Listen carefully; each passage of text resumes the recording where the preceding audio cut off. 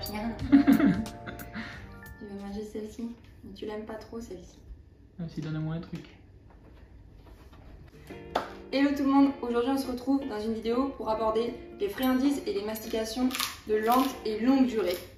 Donc au niveau des friandises, je vais vous parler un petit peu de ce que moi j'utilise pour Ronnie, tout simplement, et ce que je peux vous conseiller pour votre loulou aussi. Au niveau des friandises quotidiennes, par exemple moi Ronnie, tous les matins il a une petite friandise, donc c'est plutôt ce style là, on est sur du filet de poulet et du filet de canard. Donc à quoi ça ressemble, hein, tout simplement à une espèce de filet séché, comme ceci. Donc c'est assez souple, on n'est pas sur quelque chose de trop dur et on est sur du 100% naturel. Ça c'est quelque chose qu'il faut que vous recherchiez dans l'achat de la friandise, le plus naturel possible, sans additifs, sans colorants, sans conservateur. Vous aurez des tout petits pochons d'air en fait au niveau du paquet. Voilà, on va aller chercher le moins d'artifices possible pour que la friandise soit de la plus qualitative possible. Donc voilà, ça c'est le petit filet que Ronnie a tous les matins. Après, des fois, dans la journée ou autre, si j'ai envie de lui faire plaisir pour X raisons, je vais axer sur d'autres types de friandises. Les filets, c'est vraiment plutôt celle du matin. Oui, il y a de la truffe. Hein. Bah oui, vraiment celle du matin. Ronnie, c'est un fan du poisson. Donc, il a ce qu'on appelle des petits rouleaux de saumon séchés. Bon, je vais pas vous les montrer parce que le paquet n'est pas encore ouvert. Il va bientôt s'ouvrir. C'est des petits rouleaux, c'est de la peau de saumon qui a été roulée et séchée à l'air. Autre type aussi, là c'est la même chose, mais c'est un petit peu torsadé en fait. Hein.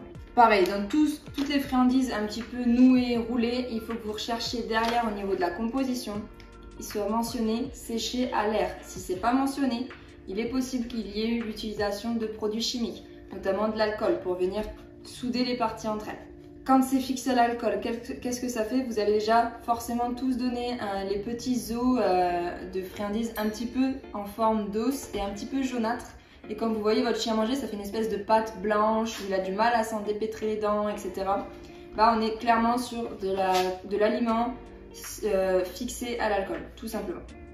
Donc alcool et salive, ça fait une espèce de pâte très étrange.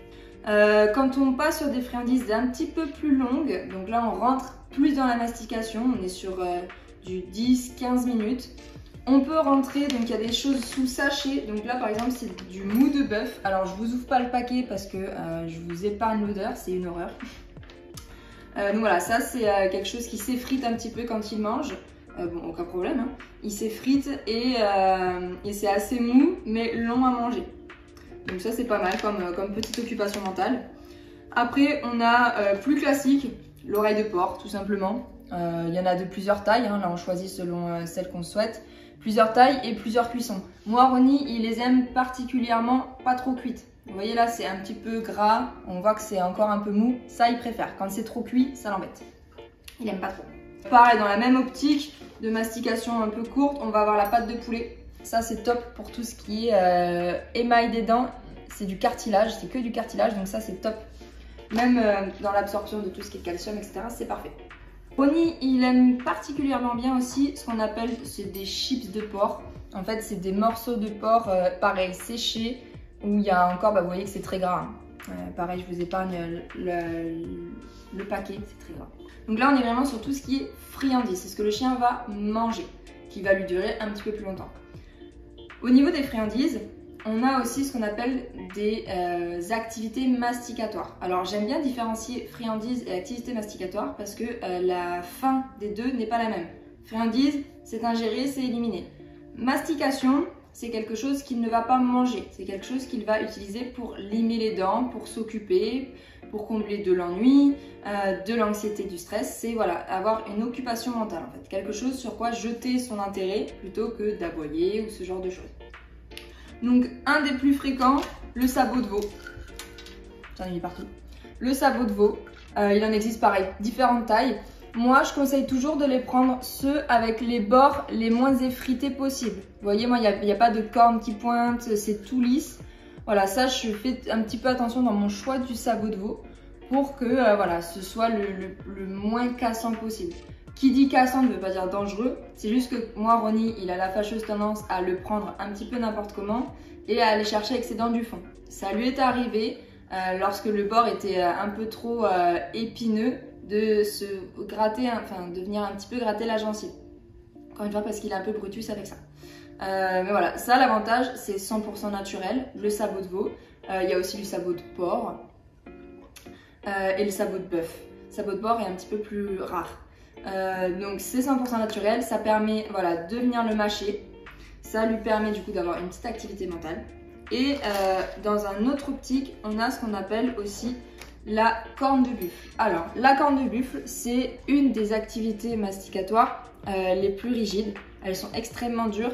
Moi Ronnie, la sienne à chaque fois dure environ 6 mois, donc c'est quand même très très robuste. Par exemple, si vous voyez un exemple, ça c'est une neuve, vous voyez, pas touchée, elle est nickel.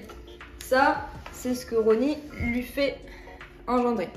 Et je la change à partir du moment où vous voyez ça commence un petit peu à s'effriter. Alors c'est mou, hein, ça peut pas lui faire mal, hein, c'est du mou, mais voilà, ça s'effrite. Donc il est temps de la changer. Vous voyez, elle a été mastiquée un peu de partout.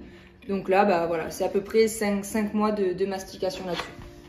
Ah, vous voyez, il la connaît. Hein. Oui, c'est mon loulou, c'est d'accord. Bah oui, on va la changer.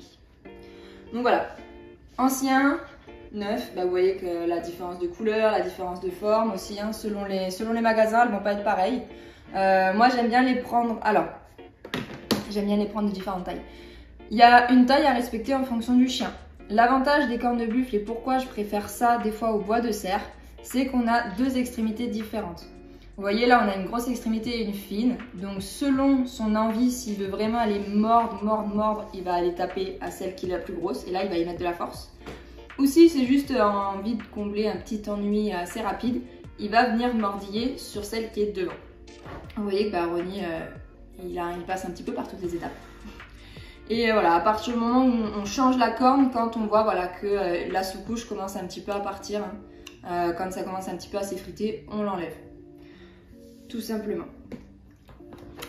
Comment choisir une bonne corne de buffle? Alors, moi, je choisis toujours celle où vous voyez à l'intérieur, c'est assez épais. Les bords ici sont assez épais. Il en existe des très fines. Le problème, c'est qu'il dit très fin, va vite se casser.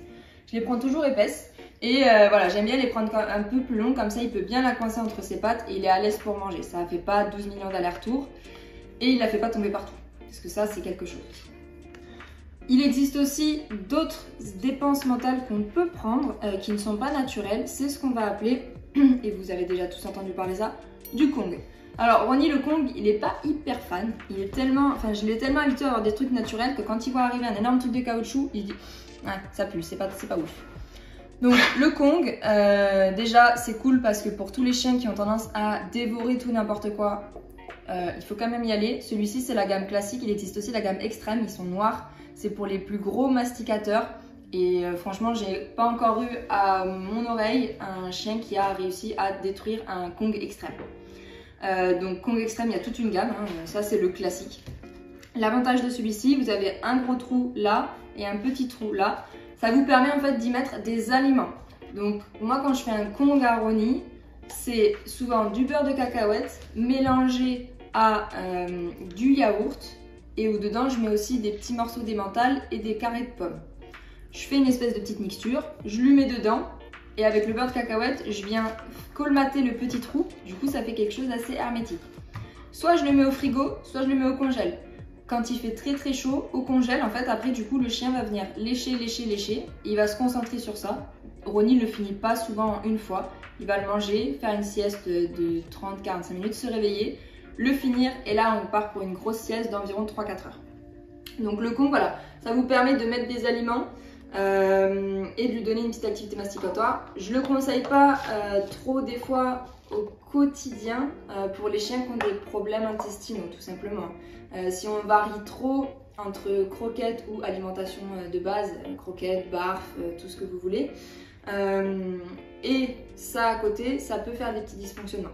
Donc voilà, tous les chiens qui sont sensibles, je vais avoir tendance à conseiller plutôt des mastications naturelles et le Kong à titre exceptionnel. Donc ça c'est cool. Il existe aussi des tapis de léchage. C'est un petit peu dans la même optique que le Kong, mais j'ai tendance à le déconseiller pour les chiens destructeurs parce qu'une fois qu'ils vont avoir fini, il est possible qu'ils s'attaquent au tapis et là ils vont le manger. C'est une espèce de surface un petit peu en caoutchouc avec différents motifs dedans. Il peut y avoir des crevasses, il peut y avoir des trous, d'autres ils vont être plutôt lisses. Vous prenez celui de votre choix, on en trouve partout maintenant.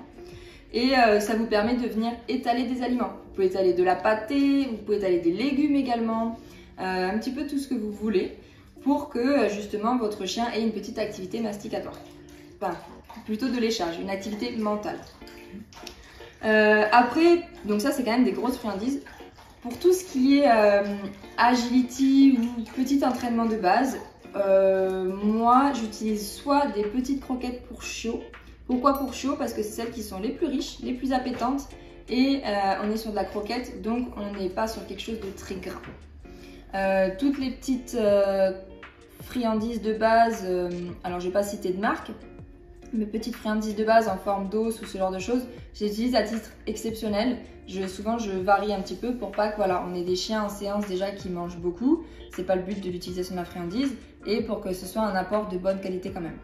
Pour Ronnie, lui les petites friandises déjà c'est pas quelque chose qui le stimule le plus, c'est vraiment le jeu avec lequel Ronnie est le plus stimulé, c'est ce qui le motive le plus.